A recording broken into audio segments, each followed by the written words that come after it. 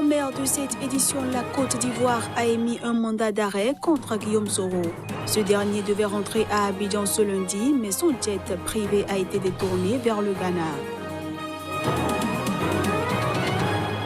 Un groupe de 36 membres de la milice Force démocratique alliée ont été présentés à la presse ce lundi par l'armée congolaise qui les accuse d'être les auteurs de massacres à Béni. Et puis jugé indésirable en Zambie par le président Edgar Lungu, l'ambassadeur des États-Unis Daniel Foote a été rappelé par son pays. Il venait juste de boucler 2 ans de représentation en Zambie. Merci de toujours préférer Sika TV pour vous informer. À toutes et à tous, bienvenue. Mort du général Ahmed Gaïd Salah, chef d'état-major de l'armée algérienne pendant 15 ans. Des habitants d'Alger réagissent au décès de l'homme qui était apparu ces derniers mois comme le gardien intransigeant du système au pouvoir, et ce, face au mouvement de contestation populaire. Chef d'état-major de l'armée algérienne, cœur de ce système au fonctionnement opaque, Ahmed Gaïd Salah est décédé lundi d'une crise cardiaque. 4 jours avant, il était apparu lors de l'investiture du nouveau président Abdelmadjid Tebboune, élu le 12 décembre, à la faveur d'un scrutin rejeté par la rue, mais que le haut gradé aura porté à bout de bras. Nous voulons être libres et nous voulons un état de droit. En ce qui concerne la mort d'Ahmed Gaïd Salah, c'est une chose naturelle, car tout le monde meurt. Certains manifestants ne lui souhaitent pas de reposer en paix et d'autres disent le contraire. En ce qui me concerne, je m'en fiche. Nous attendions sa mort et la semaine de sa mort, nous avons fait le vœu que quelqu'un de bien le remplace. C'est le meilleur général que j'ai connu. Que Dieu ait pitié de lui. Et je demande à Dieu qu'il entre au paradis. Je dis à ce nouveau président, Tebboune, que Dieu vous aide et nous vous soutiendrons. La dernière image de lui restera celle d'un homme visiblement satisfait au moment de son embrassade avec le président Tebboune. À cette occasion, le nouveau président l'avait élevé à une distinction jusqu'ici réservée au seul chef de l'État. La Côte d'Ivoire a émis un mandat d'arrêt contre Guillaume Soro, l'ancien président de l'Assemblée nationale et candidat à l'élection présidentielle de l'année prochaine. En tournée européenne depuis quelques mois, Guillaume Soro devait rentrer à Abidjan ce lundi, mais son avion privé a finalement atterri au Ghana. Un mandat d'arrêt international a été émis ce lundi par la justice ivoirienne contre Guillaume Soro pour tentative d'atteinte à l'autorité de l'État et à l'intégrité du territoire national. Il a été saisi d'une plainte formulée par l'agent judiciaire du Trésor contre messieurs Cissé Mori, Kone Kamaraté Suleiman, Nguissan René et Soro Kibafori Guillaume pour détournement des deniers publics, recel de détournement des deniers publics et blanchiment de capitaux portant sur la somme d'1,5 milliard de nos francs. Au regard de ce qui précède, une information judiciaire a été ouverte immédiatement contre M. Soro Kibafori Guillaume pour présomption grave de tentative d'atteinte contre l'autorité de l'État et l'intégrité du territoire national, de recel de détournement des deniers publics et de blanchiment de capitaux. Ce coup de théâtre intervient au thème d'une journée marquée par des interventions des forces de l'ordre pour empêcher les partisans de Guillaume Soro de se rendre à l'aéroport pour l'accueillir, ainsi qu'au siège de son parti, Génération et Peuple Solidaire. 15 de ses partisans ont été arrêtés ce lundi par les forces de l'ordre, dont le député Alain Lobognon, le bras droit de Guillaume Soro, mais pour des dossiers complètement différents, a précisé le procureur. Candidat à la présidentielle d'octobre 2020 en Côte d'Ivoire, l'ex-président de l'Assemblée nationale ivoirienne, Guillaume Soro, a longtemps été le meilleur allié du président Alassane Ouattara, qu'il a aidé à porter au pouvoir lors de la crise post-électorale de 2010-2011 avec l'appui des forces rebelles qu'il dirigeait.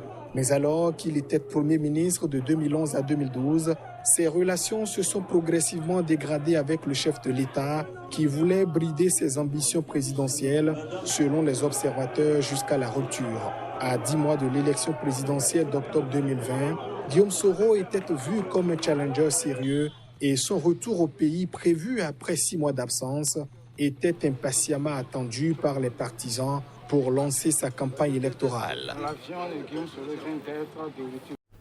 L'ancien Premier ministre du Tchad, Kalzebe Pahimi Debe, qui avait été arrêté début décembre, a été remis en liberté provisoire ce lundi. C'est ce qu'a affirmé un membre du gouvernement tchadien.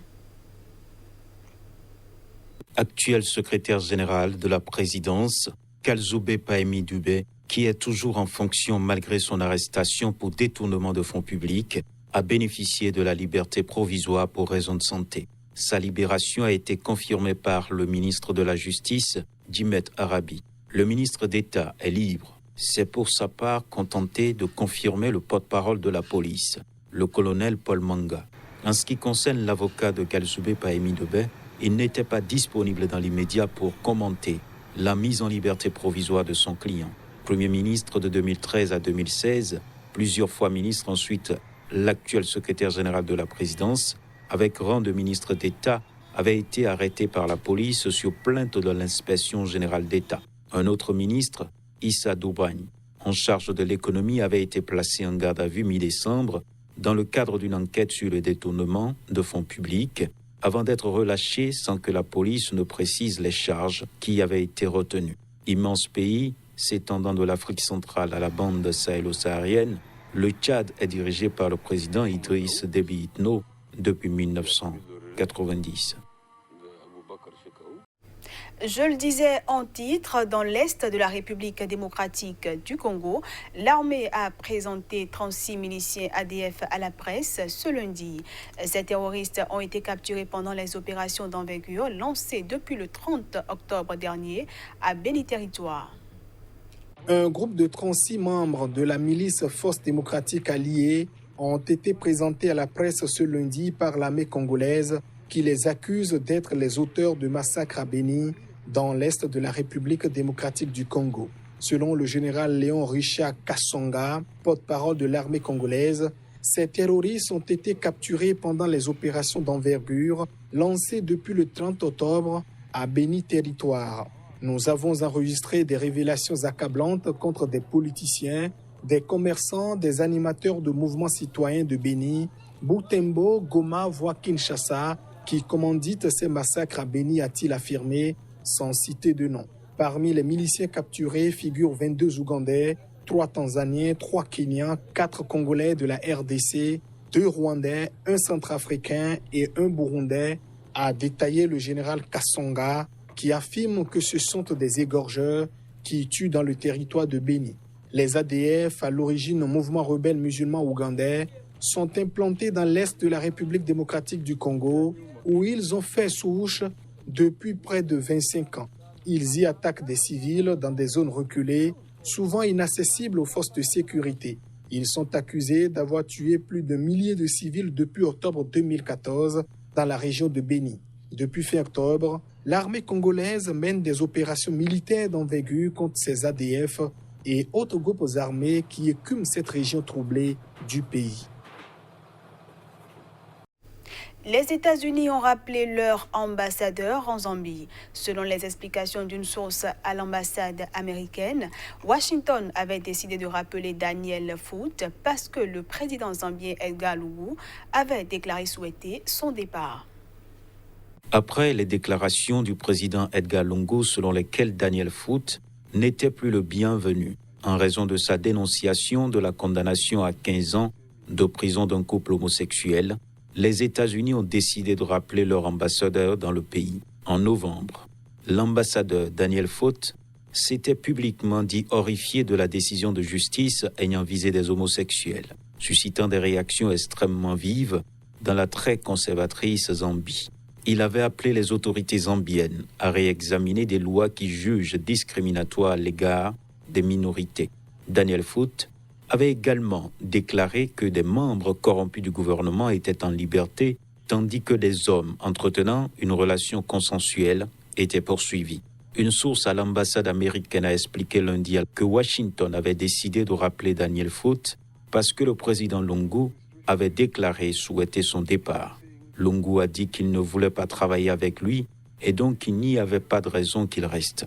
Souvenez-vous qu'il y a des questions de sécurité et donc Washington veut qu'il rentre. Nous ne nous attendons pas à ce qu'il soit remplacé bientôt, a souligné cette source sous le couvert de l'anonymat. Les États-Unis accordent chaque année une aide de 500 millions de dollars à la Zambie. Réélu en 2016, le président Edgar Lungu s'est fait remarquer à plusieurs reprises ces dernières années par ses diatribes contre les homosexuels, en dépit des invites insistantes à la tolérance de certains pays donateurs. Remplacement du franc CFA par l'écho dans 8 pays d'Afrique de l'Ouest. L'annonce de l'opération laisse en suspens maintes interrogations quant à sa signification pour les économies et pour le quotidien.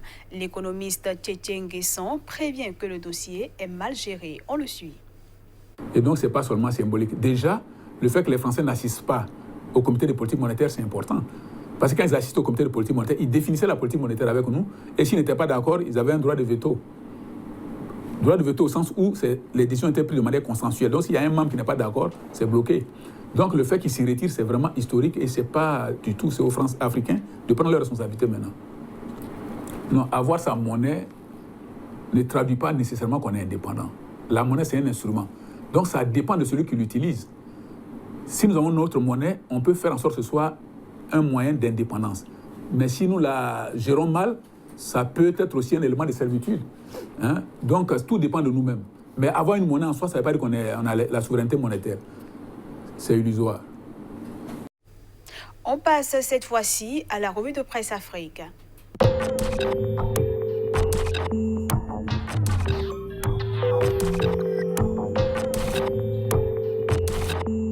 Bonjour à tous et bienvenue dans la revue de presse pour le compte de ce mardi. On démarre par des nouvelles de la Côte d'Ivoire où le retour attendu ce 23 décembre de Guillaume Soro ne se sera pas passé comme il espérait. Le Patriote, retour avorté de Guillaume Soro à Abidjan hier, le film d'une folle journée. Le jour plus, tentative d'atteinte à l'autorité de l'État, blanchiment de capitaux, un mandat d'arrêt international lancé contre Guillaume Soro. Le nouveau réveil de s'interroger, situation socio-politique très tendue, où va la Côte d'Ivoire avec le même journal. Retour manqué et mandat d'arrêt international contre l'ex-PAN. Le régime ira-t-il arrêter Soro à l'extérieur? L'intelligent d'Abidjan de conclure. Dernière nouvelle sur Soro et l'avion dérouté. Au Burkina Faso, cette saga ivoirienne qui s'ouvre ne manque pas d'intéresser. L'Express du Faso affiche en titre « Côte d'Ivoire, mandat d'arrêt contre Guillaume Soro ». Les autorités ivoiriennes ont émis un mandat d'arrêt contre Guillaume Soro pour tentative de déstabilisation et détournement de deniers publics. L'ancien président de l'Assemblée nationale, qui devait regagner Abidjan hier lundi après-midi, a finalement dû interrompre son voyage à Accra. Le quotidien sur une autre actualité non moins importante, adoption de l'Écho en juillet 2020, quelques propos de politique. Je cite, « Le problème, c'est le lieu d'émission de la nouvelle monnaie et l'emplacement du siège de la nouvelle banque. Un autre avis, je cite, « C'est un pas de géant qui a été fait. » Au Togo, le scrutin à venir fait réagir l'opposition, liberté d'afficher en titre présidentielle de 2020. Tikpi Achadam invite les religieux à sauver la situation en appelant à une transition. Autre titre, toujours avec le même journal, mandat de réconciliation, mandat social, dans l'attente de la prochaine escroquerie de Foria Singbe. Togo Matin, toujours sur les élections présidentielles de 2020 au Togo, la CENI fait le point des préparatifs. Autre titre, politique, Assemblée nationale, les lois organiques sur la Cour constitutionnelle et le Conseil économique et social adopté. Au Cameroun, le jour titre, franc CFA, comprendre ce qui se passe, des experts se prononcent. Cameroun Tribune, décentralisation et demain les élus locaux. Le journal parle des avantages divers et de la reconnaissance accordée aux élus locaux qui seront les principaux leviers du processus de décentralisation. Le quotidien, législative et municipale 2020, après le MRC, l'UPC, par une déclaration, renonce à participer à ces élections.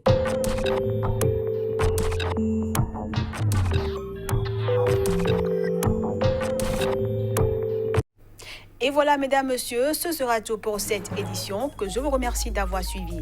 Je vous souhaite également un joyeux Noël par anticipation.